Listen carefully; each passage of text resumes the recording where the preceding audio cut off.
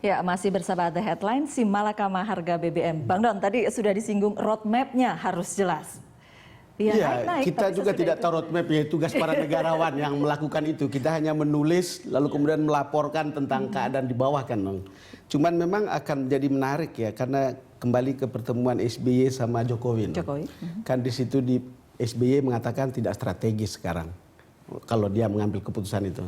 Dan memang betul, kalau kita lihat ya, saya dengar penjelasan dari Menko Polhukam itu ada tahun lalu sudah naik kan. Lalu kemudian tahun ini ada kenaikan TTL naik. Ya. Kemudian kemungkinan LPG yang 12 kg memang akan tampak berat sekali. Dan saya tidak tahu keberanian Jokowi dan JK untuk ini akan berlipat-lipat kebutuhannya untuk kemudian bisa meyakinkan publik supaya tidak susah betul gitu.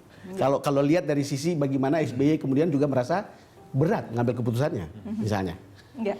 Kan kalau kita bicara balik ke soal roadmap itu tadi, roadmap yang jelas sebenarnya semua orang juga tahu gitu. Ya, dari dulu juga sudah tahu mestinya. Dan sebetulnya kalau kita bicara roadmap itu sudah ada di kantong pemerintahan sekarang. Sudah ada di kantong Menko Perekonomian juga. Cuman masalahnya, saya kira semua orang tahu persoalan subsidi BBM ini bukan persoalan ekonomi, tapi persoalan politik. Karena itu timing kebijakan menjadi penting. Kemudian timing sosialnya juga menjadi penting gitu. Nah, saya kira Pak Jokowi dan Pak JK sudah dengan dibantu oleh Pak Effendi Simbolon ya, bersama timnya begitu, sudah punya rancangan yang jelas, roadmap sampai 5 tahun ke depan itu seperti apa. Dengan hitung-hitungan daya serap masyarakat terhadap kenaikan harga dan lain-lain, bagaimana mekanisme kompensasinya yang disebut produktif dan sebagainya itu. Sehingga efek ini bisa diminimalkan gitu, efek negatifnya. Ya. Sudah ada soal politik kan? Iya, soal politik betul-betul ini. Pak Arief ini bisa mix loh, pengamat ekonomi dan pengamat politik. Hebat, benar-benar. Oke, tapi tidak hanya bukan soal ekonomi saja, soal politik, soal sosial ya, masalah politik, masalah sosial, Pak Hari. Soal politik itu memang kemudian decision-nya ada di 2 tempat, Presiden dan DPR. Inisiatifnya Presiden, kemudian menyetujui atau menolaknya di DPR. Dan inisiatif itu tiap tahun terus diulang. Dan jadi roadmap-nya mungkin sudah ada. Mungkin Pak SBY juga sudah ada, nanti Pak Jokowi juga ada. Tapi decision politiknya itu baru terlihat di RAPBN. Itu yang kita sebut dengan politik anggaran. Apakah misalnya tahun ini, ambil contoh saja soal cukai. Cukai itu tahun 2014 itu targetnya 260 miliar batang. Sekarang berapa Mbak Nunung? 360 miliar batang. Sudah kelebihan.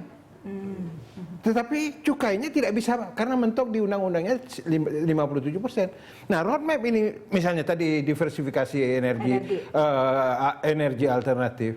Itu kan mesti masuk di sini 0,5 triliun masuk. Ini hampir tiap tahun 0,5 triliun untuk studi banding terus. Harusnya jangan ke kanan dong. Jangan ke kiri sana dong. Ke kiri jadi ke saya. Iya, bukan ya pemerintahan yang sana gitu loh. Kok kayaknya kita sih studi banding. Oke, nah, tapi bagaimanapun kan ada pemerintah, ada DPR. Berarti kan memang ada langkah untuk kemudian memuluskan itu di Dewan. PDIP bagaimana? Iya, saya bisa memahami nih pertanyaannya nih. Bagaimana Anda bisa meyakinkan 62% kekuatan politik yang sekarang? Ya, saya kembalikan kepada ketika Pak Jokowi dipilih rakyat lah. Ya kan, kalaupun kekuatan seluruh tim digabung dengan para relawan dan partai, saya kira masih belum cukup untuk memenangkan beliau. Jadi ada, saya kira kekuatan yang behind gitu, yang memang dipunyai oleh beliau, karakternya ya. Nah, tinggal sekarang apakah saya berharap proposal ini oleh Pak Jokowi disampaikan langsung. Jadi kalau dia berbudaya baru dengan cara kulonuwon ke presiden incumbent, saya kira jauh lebih penting memulai dengan pengantar RAPBN atau APBNP itu dilakukan sendiri oleh presiden, tidak hanya normatif ketika 15 Agustus saja, ya. Dan ini kan selama ini kan didelegasikan ke Menteri Keuangan dan menteri terkait. Jadi kalau presiden dia coba yakinkan, walaupun bukan sistem parlementer ini, dia coba yakinkan Jadi Ya, Pak Jokowi pun perlu menerapkan tradisi politik baru Oh dengan iya, parlemen. coba yakinkan karena kita semua kan bersaudara ini. Mana ada sekat-sekat, oh ini kamu pakai ini. Mari yakinkan kita semua. Ini dicatat ini. Ini dicatat ini Pak Simbol. Ini excellent idea. Iya, ini dicatat. Bagaimana seorang presiden bisa langsung ke DPR untuk menjelaskan ini, Pak. kemudian dilihat oleh media seluas-luasnya.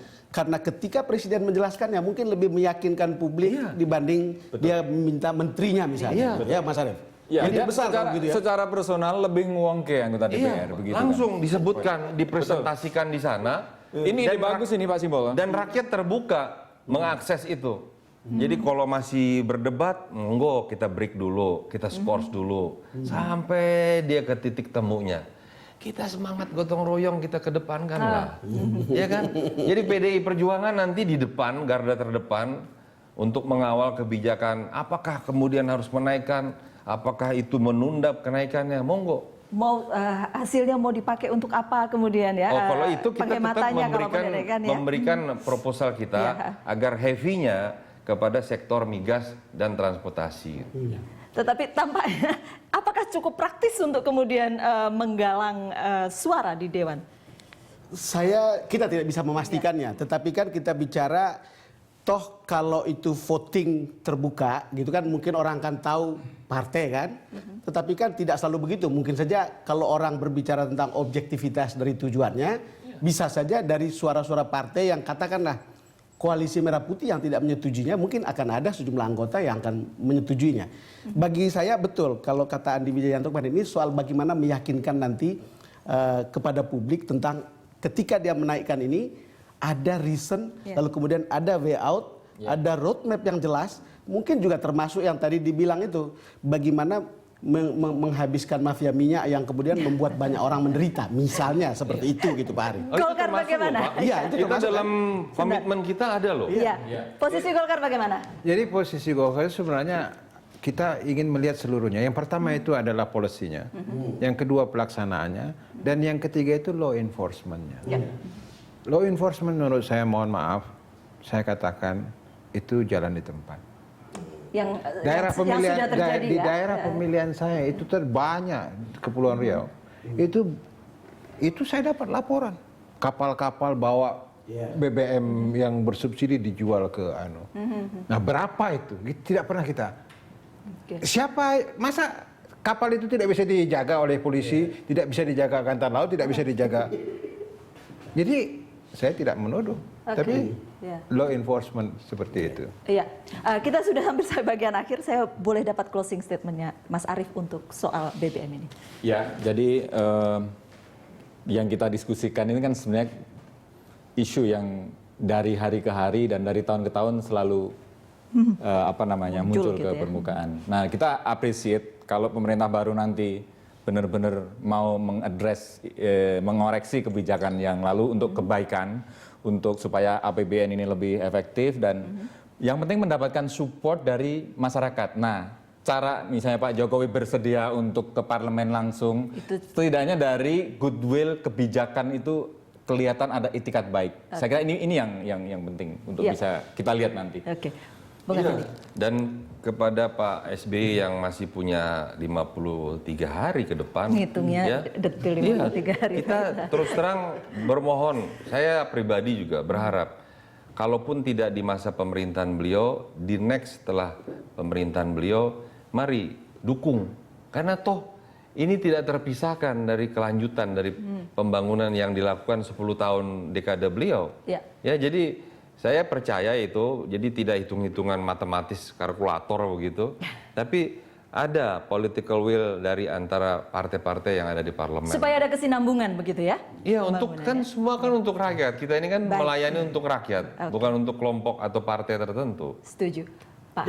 Itulah menurut saya nikmatnya demokrasi. Jadi kita memilih pemimpin yang kayaknya lebih baik dari sebelumnya. Nanti setelah kalau Pak Jokowi 5 tahun atau mungkin 10 tahun berhenti, maka demokrasi akan menghasilkan pemimpin yang lebih baik lagi. Lebih baik terus. Dan lebih baik terus. Iya, terima kasih Pak. Iya dong, saya dapat WhatsApp dari Pak Sukmono yang sering menonton Berita Satu dan acara ini. Dia bilang diagnosa sakitnya kan sudah jelas, energi dan keuangan negara. Obat yang tepat sudah diketahui, harga BBM dinaikkan. Mengapa obat harus ditunda-tunda memberikannya? Bukan SBY atau Jokowi, yang penting ibarat orang sakit, obat harus segera diberikan. Jangan ditunggu sampai kondisi kritis dahulu yang malah bisa merembet ke hal-hal lain. Haruskah citra diletakkan lebih utama daripada kepentingan negara atau rakyat? Oke, iya. Saya rasa soal minum obat itu sekarang atau Sekarang tidak, ya. gitu. Pahit mungkin tapi harus dilakukan begitu ya. Bapak-bapak sekali lagi terima kasih sudah hadir di The Headlines dan itulah The Headlines kali ini. Terima kasih karena Anda telah bersama kami. Sampai jumpa.